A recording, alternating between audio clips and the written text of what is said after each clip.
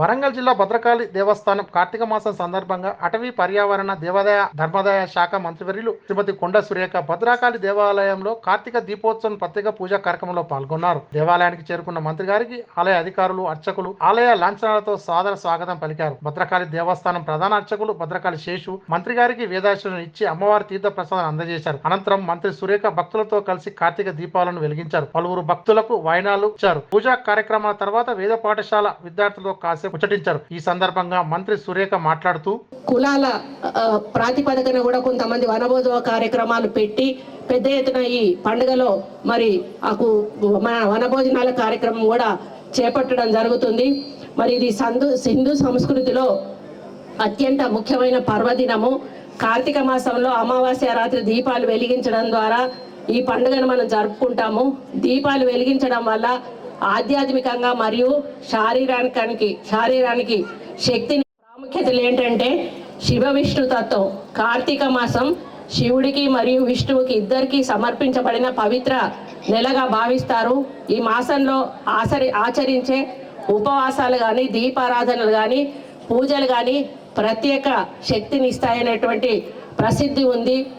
పాప విమోచనం అనేది కూడా ఇందులో ఒక ముఖ్య పర్వం. కార్తీక మాసంలో చేసే దీపారాధన వల్ల పూర్వజన్మాల పాపాలు కానీ, కష్టాలు కానీ తొలగిపోతాయని భక్తులు నమ్ముతారు. అదేవిధంగా పాపాత్మక దోషాలు పోతాయని, సకల శుభాలు కూడా కలుగుతాయని మనమందరం కూడా ఈ కార్తీక దీపాలు వెలిగించడం జరుగుతుంది. దేవతలకు కూడా పూజ ఏదైతే పండుగలో తులసి మొక్కకు, గంగా జలానికి, శివలింగానికి ముఖ్యంగా మనం పూజలు చేయడం జరుగుతుంది. దీపం వెలిగించడం ద్వారా దేవతలకు, పితృదేవతలకు కూడా గౌరవంగా నివాళిగా మనందరం కూడా భావిస్తామని ఈ సందర్భంగా తెలియజేస్తా ఉన్నాను. శరీర ఆరోగ్యానికి దీపం యొక్క ప్రాముఖ్యత గురించి కూడా చెప్పాల్సిన అవసరం ఉంది.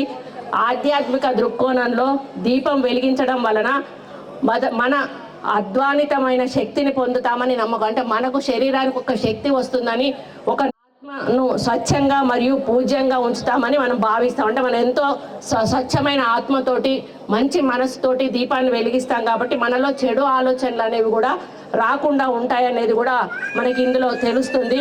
మరి సాంప్రదాయ పరిరక్షణ, మనం ఇప్పుడు హిందూ సాంప్రదాయాన్ని పరిరక్షించుకోవడానికి మనం ఎంత ఆరాట పడతామో మనకు తెలుసు.